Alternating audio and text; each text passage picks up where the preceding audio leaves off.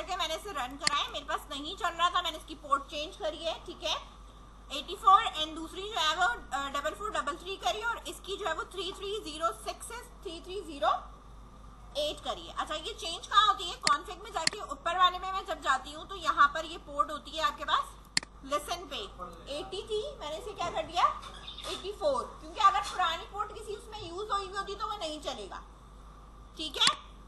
ये Apache server चलाने के लिए। यहाँ पर मैं आती हूँ, इधर मेरे पास एक और लेसन में लिखा हुआ होता है, मैंने इसे 33 कर दिया, ठीक है। इसके बाद इसमें कॉन्फ़िग में आई, कॉन्फ़िग के अंदर माई इन की फाइल होती है, यहाँ पे दो पोर्ट होते हैं, एक पोर्ट ये रहा और एक पोर्ट ये रहा, दोनों को चेंज किया मैंने, दोनों 6 से इसको क्या करा है 8 करा है। जो चीजें हैश के साथ लिखी हुई है वो कमेंट है, जो चीज विदाउट हैश के लिखे हुए हैं वो आपकी कोड का पार्ट है, ठीक है। तो चेंजेस जो है हैश वाले में नहीं करनी है, जहां हैश नहीं लगा हुआ वहां चेंज करना है, सही है। अच्छा अब मेरे पास चल गया है, मैंने अपाची सर्वर नहीं चलाना, मैंने इसको स्टॉप कर दिया, मैंने सिर्फ क्या चलाना है अपना MySQL चलाना है, ठीक है। अब आपने अपना ब्राउजर ओपन करना है और ब्राउजर ओपन करने के बाद है कि मैंने यहाँ देखा कि मेरे पास जो है, ठीक है, इसको भी मैंने स्टार्ट कर दिया, वैसे अपाची सर्वर भी स्टार्ट किया था, MySQL दोनों स्टार्ट किया हुआ है। मेरे पास पोर्ट क्या है, क्योंकि MySQL मेरे पास बिना अपाची सर्वर के चलेगा नहीं ब्राउजर पे, ठीक है।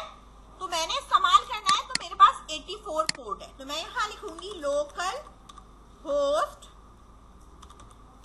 :84/php my admin। क्या लिखा है मैंने /php my admin, एंटर करा मैंने इसको, ठीक है, मेरे पास ये खुलकर आ जाएगा, ठीक है, समझ में आई। जैसे आप वर्क बेंच खोलते हो तो भी ये चीजें खुलती हैं, ठीक है, उसका लेआउट अलग तरीके का होता है। MySQL शेल खोलोगे तो वो कमांड प्रॉम्प्ट खुलेगा, ठीक है, और मैं अगर PHP my admin खोलूंगी तो मेरे पास ये इस तरह GUI में खुलेगा। ये बात समझ में आ गई। इसमें आने के बाद आपने जाना है ऊपर, ये SQL लिखा हुआ नजर आ रहा है, इसके ऊपर क्लिक करना है, यहां हमने अपनी क्यूरी को लिखना है, ठीक है, करो यहाँ पे। मैं यहाँ एक्सेल खोल के आपको इसलिए बता रही हूँ ताकि आपको चीजें क्लियर हो जाए, ठीक है, क्योंकि रोज एंड कॉलम इस पे हमारे पास आराम से बने हुए। मैंने आपसे कहा था कि मेरे पास एक एम्प्लॉय आईडी का है, एम्प्लॉय नेम है, ठीक है, प्रोजेक्ट आईडी है, प्रोजेक्ट नेम है, ठीक है, ग्रेड है, एंड देन सैलरी है, ठीक है।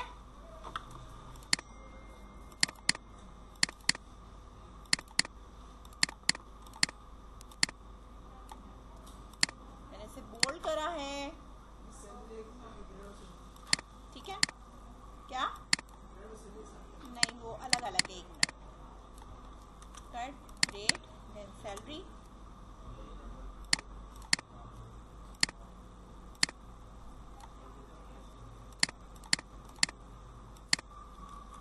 वन 101, 102, 103, 104, अली, अहमद, बिस्मा और बिलाल, ठीक है। 301 और 302 पे इसने काम करना है, ठीक है। यहाँ है फूड पांडा और ऑनलाइन शॉपिंग,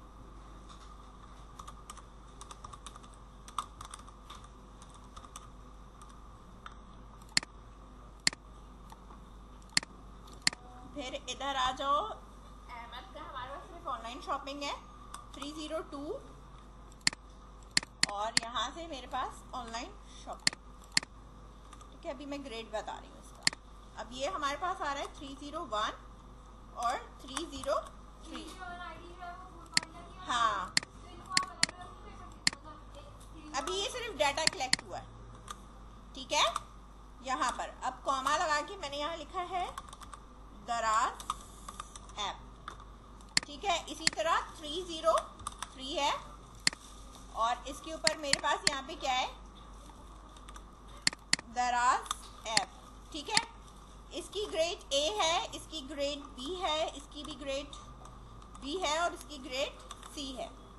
जो ग्रेड ए है उसकी 45,000 है मेरे पास, इसकी 40,000 है, इसकी भी 40,000 है, और इसकी जो है वो मेरे पास 35,000 है। ठीक है, ये मेरे पास अब मेरा डाटा है। ठीक है, जो मैंने सिर्फ और सिर्फ जर्नली किसी से लेकर कलेक्ट कर लिया। इसके ऊपर कोई नॉर्मलाइजेशन नहीं है। ठीक है, मैं यहाँ एक हेडिंग भी दे देती हूँ यहाँ पे रैप करके, मर्चेंट सेंटर। ठीक है, डाटा विदाउट नॉर्मलाइजेशन। ठीक है, समझ में आई बात? अब मुझे जो अप्लाई करना है वो मुझे क्या अप्लाई करना है यहाँ पे। ठीक है,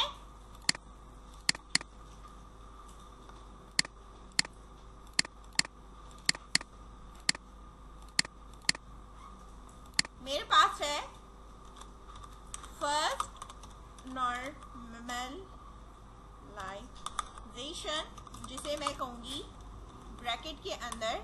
ठीक है, फर्स्ट एंड एफ। ठीक है,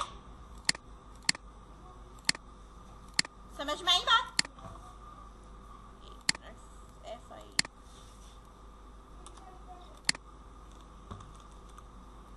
इसको मैं पहले सेव भी कर लूं क्योंकि लाइट का कुछ भरोसा नहीं होता।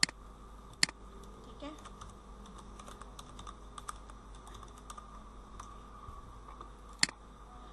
फर्स्ट नॉर्मलाइजेशन में हम अपने डाटा में से देखते हैं कि अगर मेरे किसी भी कॉलम के अंदर क्या है, डबल डबल वैल्यूज है, इसको मैंने क्या करना है, सेपरेट करना है। क्या करना है, सेपरेट करना है। इसे मैंने कॉपी करा, कॉपी करके यहाँ पेस्ट करा। सेपरेट करने के लिए मेरे पास यहाँ पे क्या है, 302 प्रोजेक्ट आईडी को सेपरेट करना है। किसकी, 101 की। ठीक है, 101 का जो एम्प्लॉय है इसकी मैंने यहाँ पे 302 रखा है, और 302 पे मेरे पास क्या चीज मौजूद है, ऑनलाइन शॉपिंग है। तो मैंने इसको यहाँ पर पेस्ट करा, और बाकी जो इसका डाटा है, ठीक है, वो मैं यहाँ नीचे कॉपी करके पेस्ट कर रही हूँ। ठीक है, इस तरह इसको आपने यहाँ पे सेम इसी पैटर्न पे करके इस तरह करा। ठीक है, अब किसका डाटा है हमारे पास, बिस्मा का डाटा है। सही है ना, पूरा कॉपी करा मैंने यहाँ पे, उसको पेस्ट करा। अब इधर से मैंने 303 हटाया और दराज ऐप हटा दी। ठीक है, यहां से मैं फूड पांडा हटा के 301 हटा दूंगी। ठीक है, अब अगर यहाँ पे देखो तो मेरे पास ये फर्स्ट नॉर्मल फॉर्म के अंदर डाटा मेरा क्या हो चुका है, सेपरेट हो चुका है। हो चुका है ना सेपरेट। ठीक है,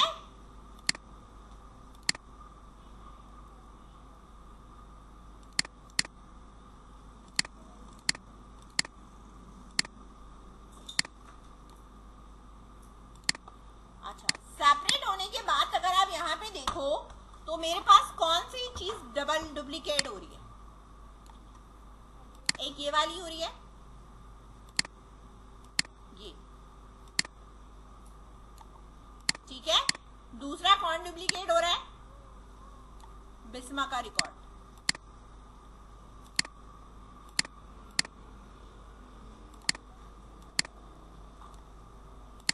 हो रहा है डबल। फर्स्ट एनएफ के अंदर सिर्फ डाटा सेपरेट होता है। क्या होता है, सिर्फ सेपरेट होता है। अगर डबल आ रहा है आने दो।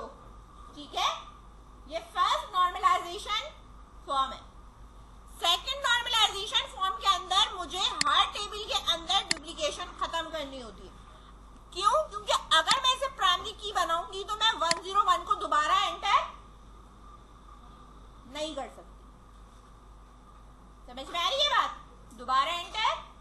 नहीं कर सकती। जब मैं दोबारा एंटर नहीं कर सकती तो मैं इसका दूसरा प्रोजेक्ट कैसे डिफाइन करूंगी? समझ गए? बात समझ में आई यहाँ तक? सेकेंड नॉर्मलाइजेशन फॉर्म में आ जाओ। मैंने इसी चीज को कॉपी करा, नीचे अब मैं यहाँ पे पेस्ट कर रही हूँ। अब मेरे पास ये फर्स्ट नहीं है, मेरे पास क्या है, ये सेकेंड नॉर्मलाइजेशन है, और इसको हम यहाँ पे कहेंगे, ठीक है, इस तरह 2 लिख दूंगी, जो कि मेरे पास सेकेंड एनएफ कहलाएगा। सेकेंड एनएफ के अंदर मुझे डुप्लीकेशन जब मैं खत्म करूंगी तो जाहिर सी बात है कि प्राइमरी की लगाऊंगी कि डुप्लीकेट ना हो। जब मैं प्राइमरी की लगा के डुप्लीकेशन खत्म करूंगी, ठीक है, तो मैं एक टेबल के अंदर ये सारा डेटा नहीं रख सकती। रख सकते हैं आप? नहीं रख सकते। तो मुझे यहाँ पे अभी दो टेबल में सेपरेट करना होगा। अगर आप देखो, प्रोजेक्ट आईडी डिपेंड करती है प्रोजेक्ट नेम पर, कर रही है ना, और एम्प्लॉय आईडी एम्प्लॉय पे, और ग्रेड हमारे पास सैलरी पे, ऐसे ही है। तो मैं पहले एम्प्लॉय आईडी नेम, ठीक है, जो मेरे पास ये है, और यहां से मुझे ग्रेड और ये, इन्हें मैंने कॉपी करा, कॉपी करके यहाँ पे पेस्ट कर दिया पेस्ट मैंने, ठीक है। और इनको मैंने जो है वो सेंटर ही रखना है, ठीक है, और कलर नहीं करना कोई भी, सही है, कॉलम कोई कलर नहीं होगा। तो फिर एक टेबल हो गया मेरे पास इस तरह, ग्रेड और ये आ रहा है। ये मेरा जो टेबल है, ये मेरा जो पूरा टेबल है, ठीक है, इसको मैंने यहाँ पे वो करना है मर्ज इन सेंटर। ये मैं यहाँ पे देख रही हूँ, ये मेरे पास एम्प्लॉय का टेबल है। क्या है मेरे पास? ये एम्प्लॉय टेबल है, ठीक है, एम्प्लॉय टेबल है ये पूरा, सही। इसमें सिर्फ एम्प्लॉय का रिकॉर्ड है, कोई भी एम्प्लॉय का रिकॉर्ड डुप्लीकेट नहीं हो रहा। हो रहा है डुप्लीकेट? नहीं हो रहा। अब मैंने जो करना है वो प्रोजेक्ट का चेंज करना है, प्रोजेक्ट आईडी देन प्रोजेक्ट का नेम, ठीक है। 1 2 मेरे पास जो प्रोजेक्ट आईडी है वो 1 2 ये रहा, और एक तीसरा ये है, सही है। 3 प्रोजेक्ट है, कॉपी करा मैंने इसको और इधर ले जाकर पेस्ट कर दिया, ठीक है। और इसकी कलरिंग भी मैंने कर दी है, नो फिल। और ये वाला मैंने मर्ज इन सेंटर करा, और इस वाले का नाम मैंने रखा है प्रोजेक्ट टेबल। बात समझ में आई?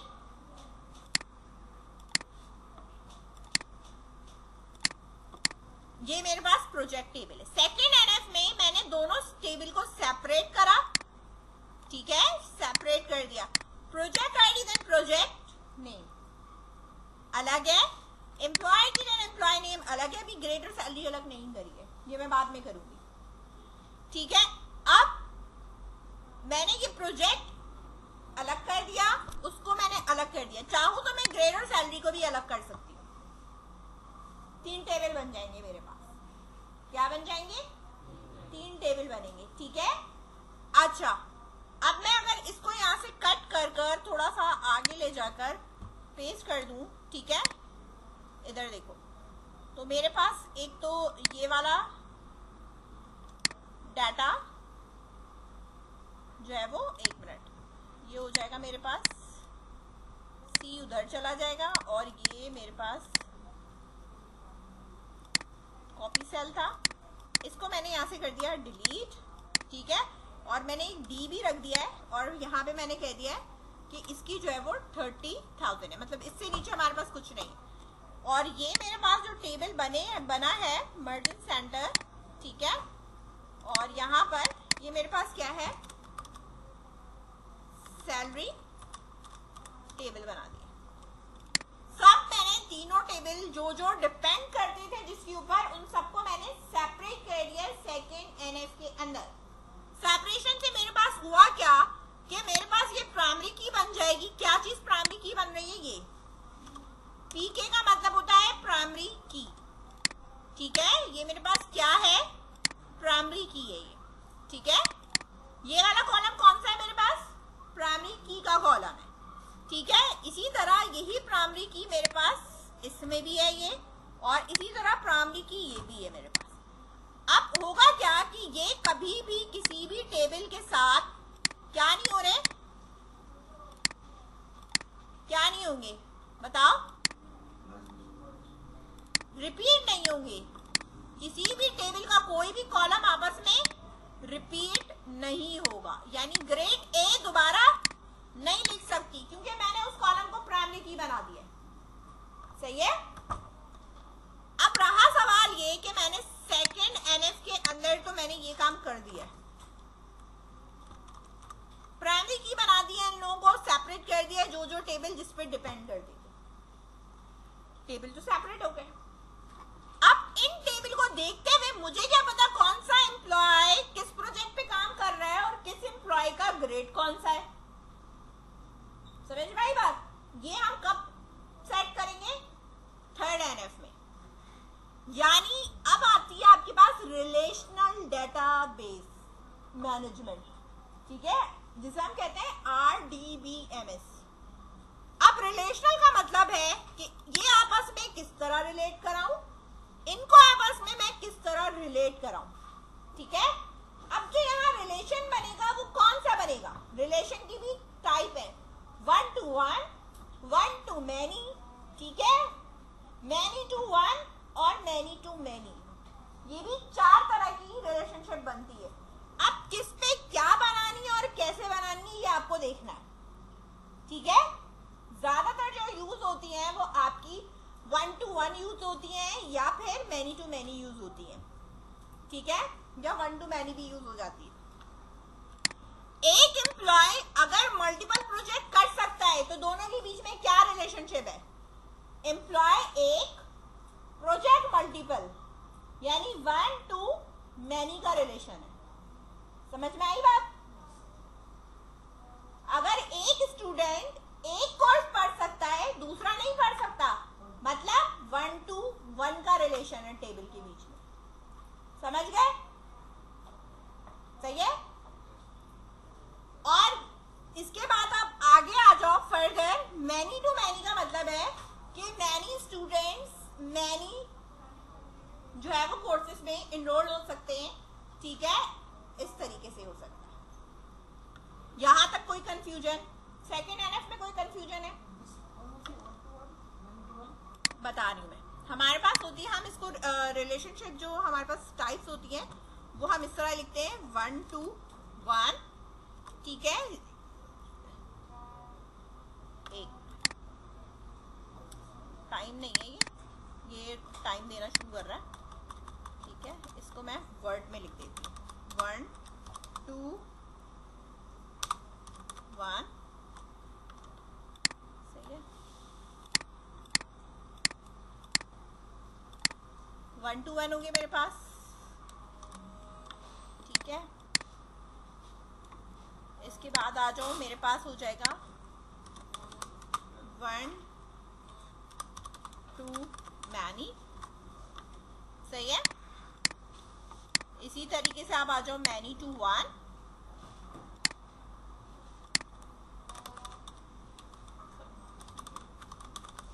सही है।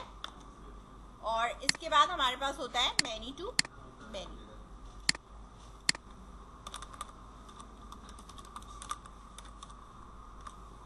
ठीक है, बात समझ में आई। ये आपके पास रिलेशनशिप की टाइप्स होती हैं।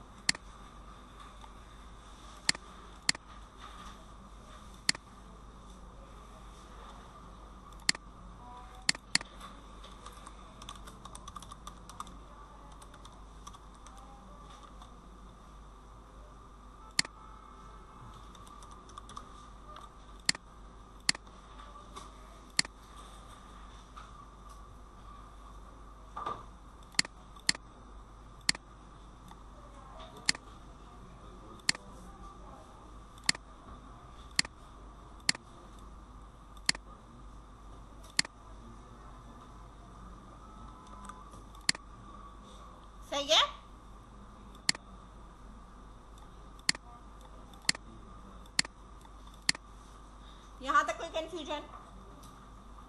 थर्ड एनएफ में हमारे पास क्या चीज है ये मैं आपको बता दूं। यहाँ नीचे आ जाओ, मूव करके हम यहाँ पे, और यहाँ मैंने इसे पेस्ट करा, और इधर मैं बता रही हूँ थर्ड नॉर्मलाइजेशन। ठीक है,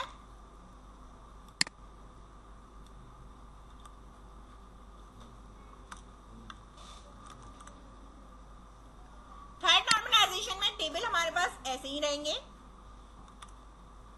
ठीक है, ये वाला टेबल ऐसे ही आ गया। ठीक है, ये वाला टेबल भी मेरे पास सेम ऐसे ही आया यहाँ पे। ठीक है, इधर बना रही हूँ उसको। ठीक है, और ये वाला सैलरी वाला जो टेबल है उसको भी मैं यहाँ बना दे रही हूँ। ठीक है, थोड़ा गैप से बना रही हूँ क्योंकि बीच में मुझे इनको करना है।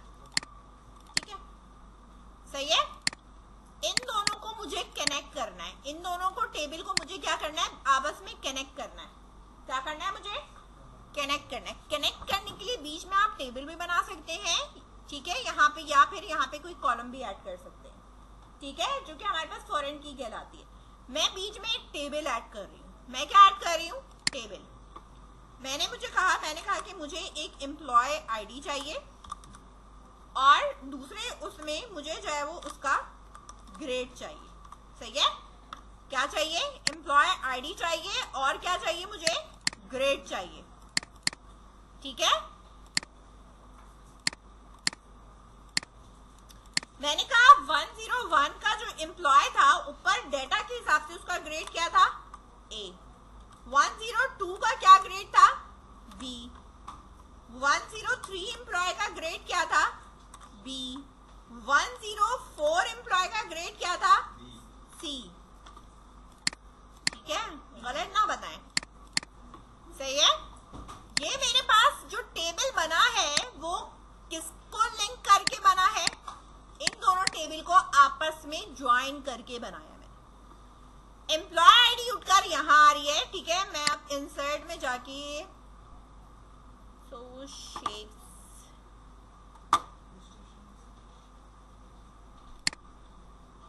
शेप्स में एरो चाहिए मुझे। ये एम्प्लॉय आईडी मेरे पास कहां आ रही है? इधर आ रही है। ठीक है, आ रही है ना इधर। ठीक है, इसकी लाइन को थोड़ा सा ठीक करा मैंने। ये एम्प्लॉय आईडी उठकर कहां आ रही है? यहां आ रही है। और जो ग्रेड है मेरे पास, ठीक है, वो मेरे पास उठकर कहां जा रहा है? यहां जा रहा है। ठीक है, इसमें कोई भी मेरे पास क्या नहीं है?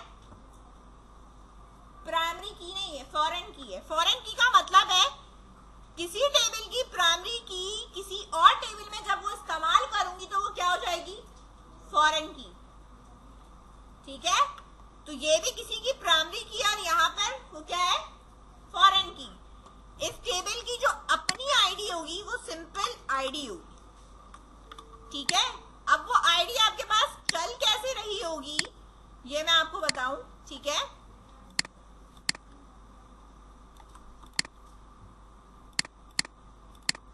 वो ऐसे ही आपके पास चलती रहेगी। 1 2 3 4, ठीक है, 5 6 7, मतलब वो बस ऐसे ही आपके पास आ रही है। वो प्राइमरी की है, रिपीट नहीं होगी, लेकिन वो एक डाटा मेंटेन करने के लिए होता है कि टेबल के अंदर कभी कभी हमारे पास ऑप्शन आता है कि विदाउट अ प्राइमरी की हम टेबल क्रिएट नहीं कर सकते, तो हम वहां पे क्या करते हैं, ऐसे ही कॉलम बना देते हैं आईडी का और उसे प्राइमरी की दे देते हैं, लेकिन अंदर जो है वो हमारे पास ये इस तरह चल रहा होता है।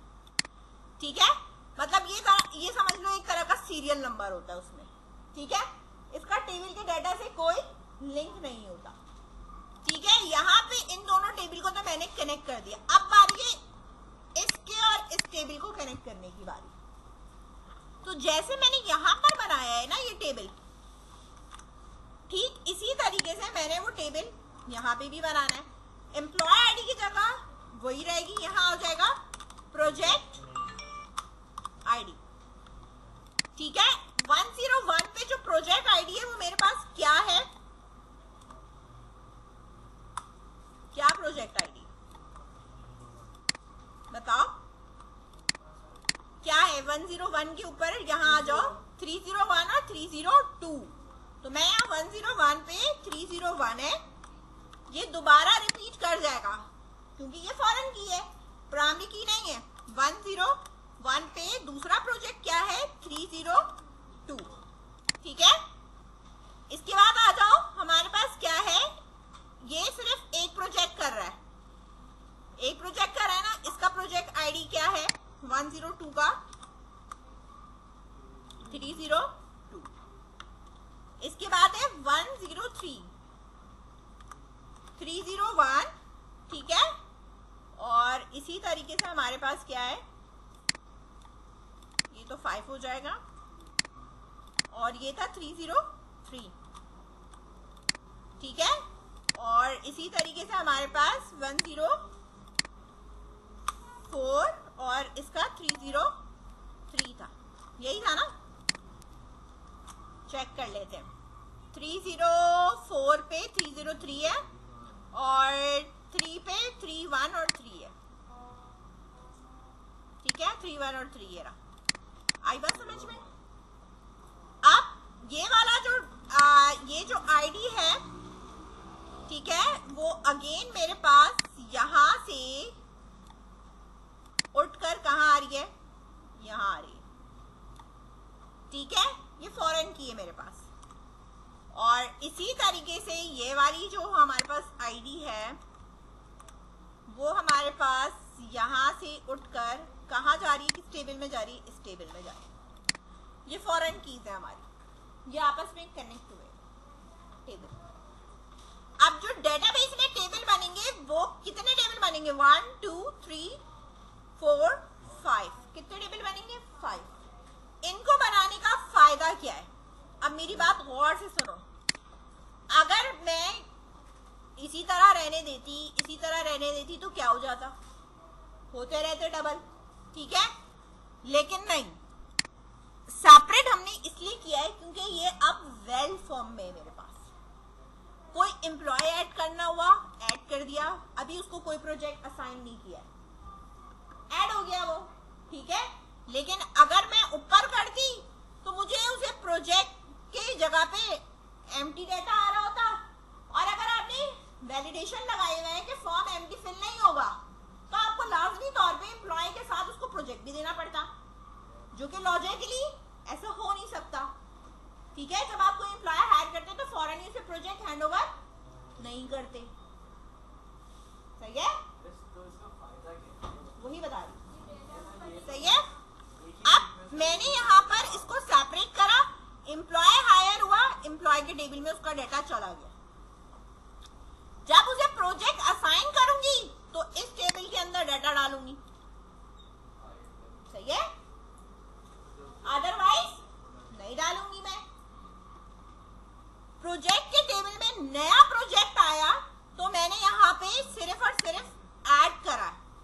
अभी डिसाइड नहीं हुआ कि किन किन से वर्क करवाना है, ऐड कर दिया। ये पॉसिबिलिटी यहाँ पे मौजूद नहीं थी। अगर मैं इस टेबल में प्रोजेक्ट ऐड कराती तो मुझे लाजिमी किसी एम्प्लॉय को देना पड़ता, जो कि लॉजिकली फिर गलत हो जाता। समझ में आई बात? अब जब प्रोजेक्ट मैंने यहाँ लिख दिया कोई 304 पे, जब मुझे डिसाइडेड हो जाएगा, टीम वगैरह कॉन्ट्रैक्ट हो चुका है, लेकिन अभी टीम मेंबर डिसाइडेड नहीं हुए कि क्या पता मुझे कोई नए बंदे हायर करने हो, उनको देना है वो प्रोजेक्ट, लेकिन प्रोजेक्ट आईडी मैंने वहां लिख दी है। ठीक है, तो जब आप प्रोजेक्ट किसी को असाइन करोगे तो एम्प्लॉय आईडी के साथ फिर प्रोजेक्ट आईडी दोगे। अब आ जाओ ग्रेड पे, इनको क्यों अलग किया? ठीक है, अगर मुझे किसी बंदे की अगर प्रमोशन करनी है, चेंज करना है, तो मैं डायरेक्टली इस टेबल में जाके उसका ग्रेड अपडेट कर सकती हूँ। अगर मुझे किसी का ग्रेड अपडेट करना है तो मैं डायरेक्टली यहाँ अपडेट कर सकती हूँ।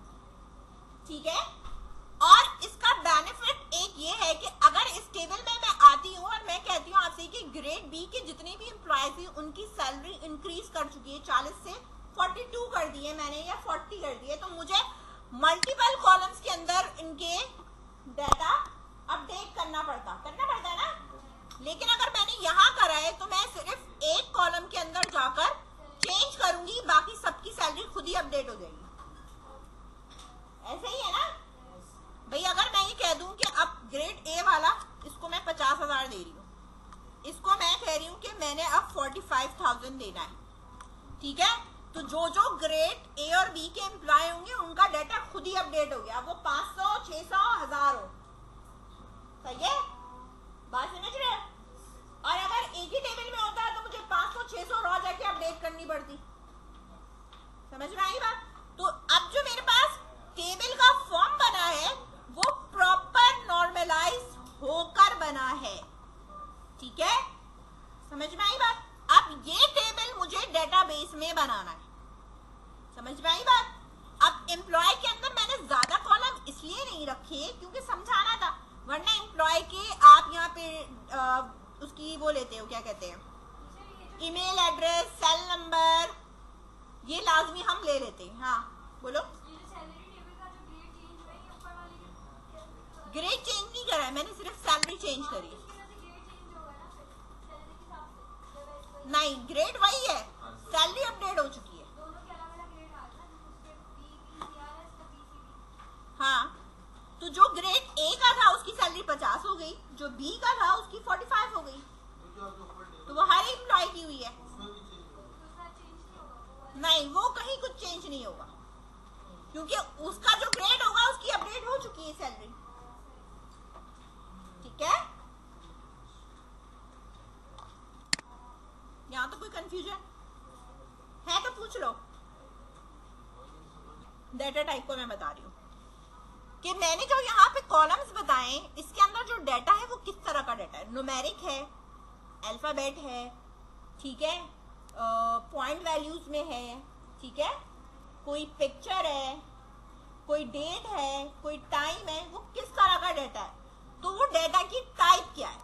अब वो ये कह रहा है कि आप जब टेबल क्रिएट करेंगे तो आपको डाटा टाइप भी बतानी है, यानी इस कॉलम में सिर्फ इसी तरह का डाटा आएगा, इसके अलावा एक्सेप्टेबल नहीं है, वो डाटा टाइप्स होगी। समझ गए,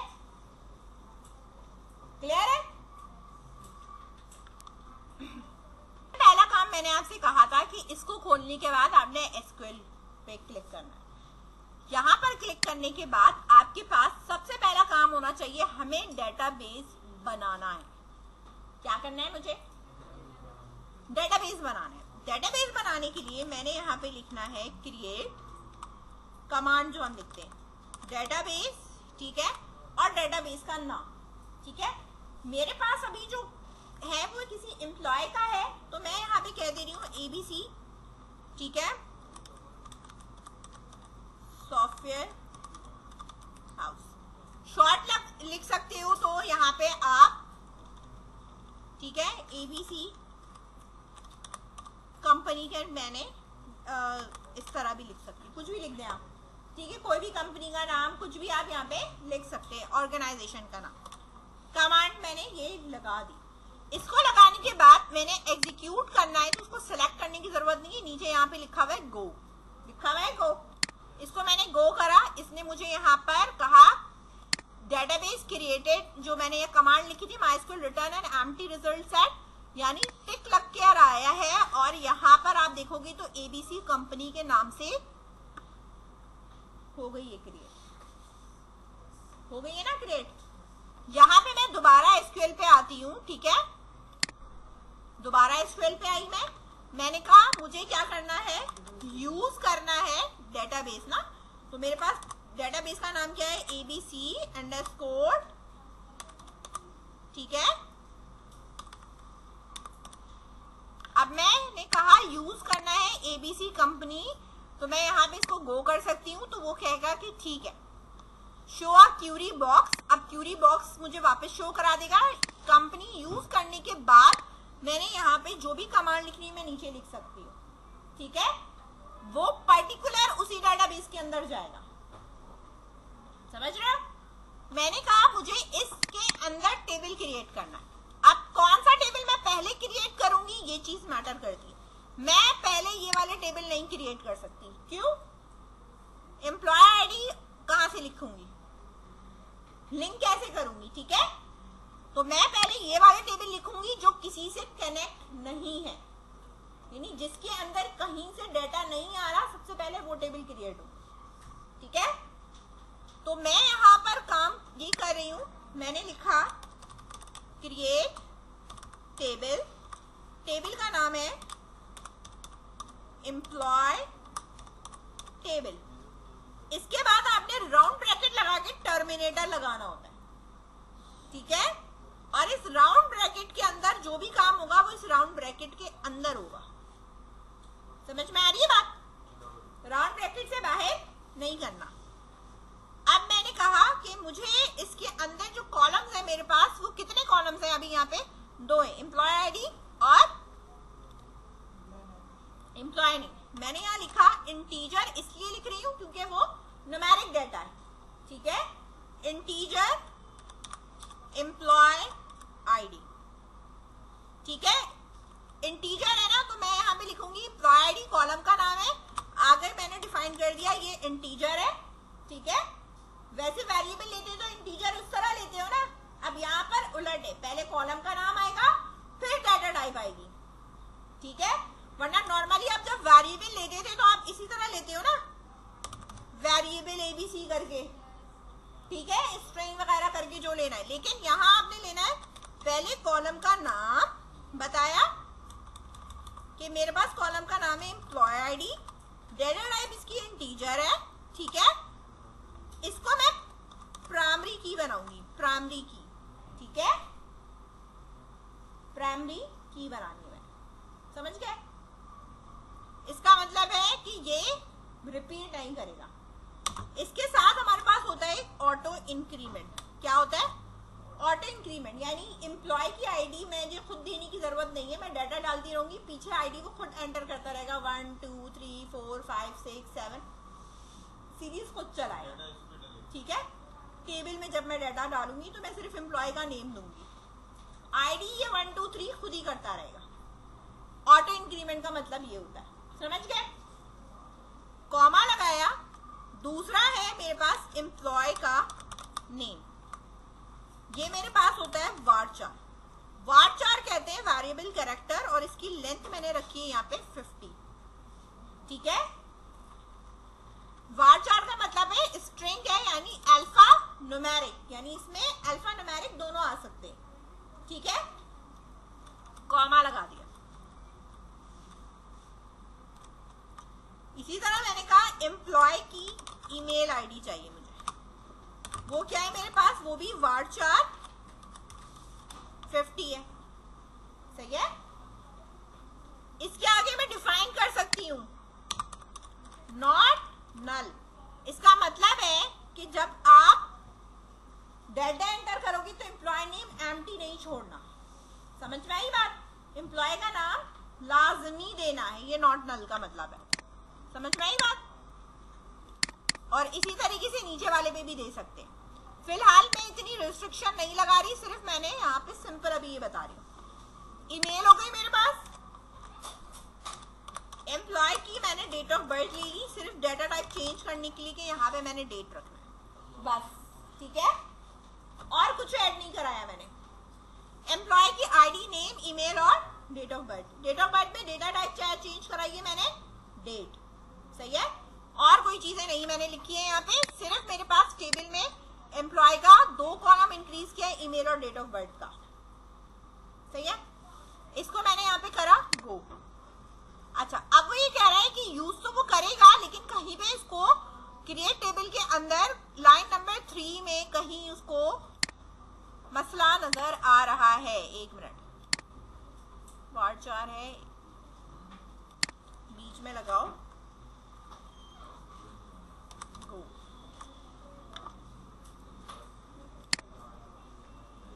You have an error syntax, check a manual corresponding MariaDB, right syntax near go employee ID employer table। ठीक है, 1 मिनट, इसको मैंने यहाँ से कट करा, इस वाले डेटाबेस को मैंने सिलेक्ट करा, इस वाले को यहाँ पे इसको सिलेक्ट करा और सिलेक्ट करके इसकी एसक्यूएल में चली गई मैं। अब यार डेटाबेस ये यूज हुआ है क्रिएट टेबल। ठीक है, अब ये कहाँ पे कह रहा है, near auto increment, auto increment primary की रह गया लिखना यहाँ पे, ठीक है, इसलिए दे रहा है, सही है, प्राइमरी की पूरा लिखना है, सही है, देन गो। वो वहां से भी चल जाता, टेबल क्रिएटेड, हमारे पास जो एरर था वो कहाँ था, ऑटो इंक्रीमेंट पे था, तो मैंने पहले इसको सिलेक्ट करके इसको एसक्यूएल में चली गई ताकि वो ऑलरेडी यूज में आ जाए, ठीक है। तो यहाँ पर उसने बोला कि ये टेबल क्रिएट हो चुका है, अगर क्रिएट हो चुका है इसे एक्सपेंड करोगे,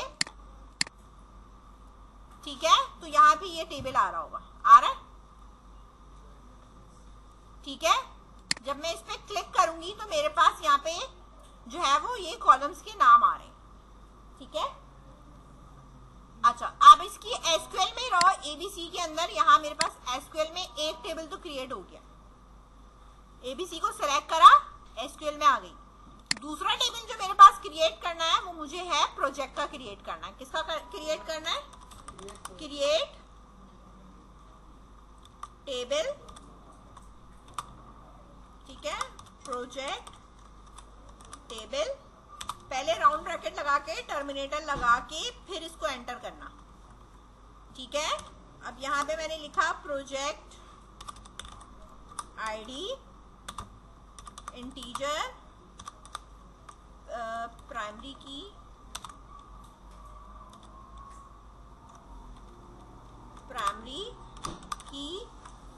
ठीक है, ये भी ऑटो इंक्रीमेंट रहेगा, ठीक है, कॉमा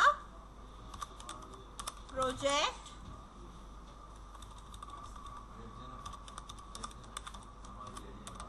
नेम varchar, सही है।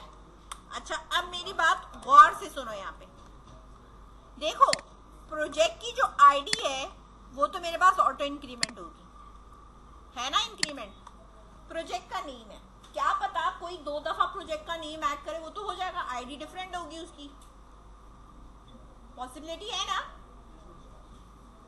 कि भाई 1 पे आ रहा है फूड पांडा, 2 पे भी फूड पांडा आ रहा है, अब दोनों के नाम सेम है, ठीक है ना, तो ये चीज नहीं होनी चाहिए, यानी प्रोजेक्ट का जो नाम है आईडी भी डिफरेंट होनी चाहिए, वो तो प्राइमरी की से हो जाएगी, नाम दोबारा नहीं आना चाहिए। उसके लिए मैं इसके आगे लिखूंगी यूनिक, क्या लिखूंगी मैं, यूनिक, यानी नाम भी यूनिक होना चाहिए, ठीक है, नाम भी मेरे पास क्या होना चाहिए, यूनिक। जैसे कभी हम ये कहते हैं स्टूडेंट का नेम, तो चलो वहां नहीं लगाते क्योंकि 2 एम्प्लॉय एक नेम के हो सकते हैं, लेकिन दोनों के ईमेल एड्रेस क्या होंगे, यूनिक होंगे, सही है, सेम नहीं हो सकते। बात समझ आई यहाँ? इसको मैंने वापस जाके गो करा, क्रिएट हो गया प्रोजेक्ट का टेबल, सही है।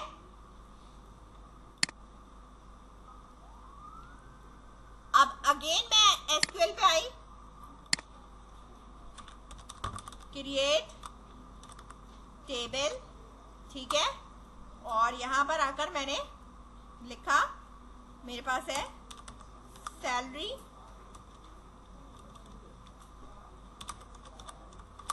टेबल,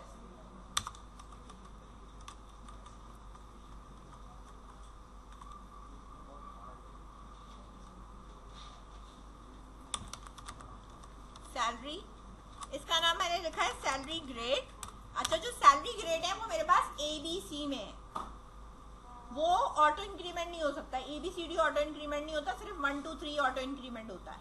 तो मैं यहाँ पर इसको varchar तो दे रही हूँ, ठीक है, और varchar की लेंथ मैंने 10 दिया क्योंकि ABCD यही चलना, ठीक है। और ये मेरे पास क्या है, प्राइमरी की तो होगा लेकिन ऑटो इंक्रीमेंट नहीं है, सही है, सैलरी